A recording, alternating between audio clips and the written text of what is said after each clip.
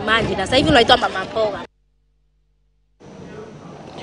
Baraza la wazee wa jamii ya Gikuyu limetangaza kurejea kwa tamaduni ya kila mwaka ya kutahiri wavulana baada ya kucheleweshwa kwa mwaka mmoja kutokana na mtalaa wa CBE ambao umefanya wanafunzi wa gredi ya 8 kusalia shuleni kwa msingi wa masomo kwa zaidi ya mwaka mmoja kwa ajili ya kujitayarisha kwa gredi ya 9 kinyume na ilivyokuwa chini ya mtalaa wa 844.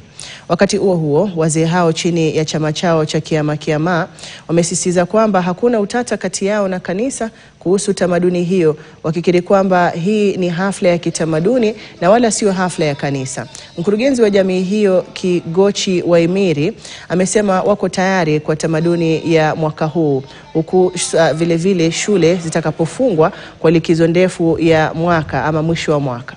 Kazi ya kutahirisha vijana, kazi ya kupatia vijana mawaidha kutoka zamani, kutoka enzi za mababu zetu, ilikuwa ni mambo ya wazee.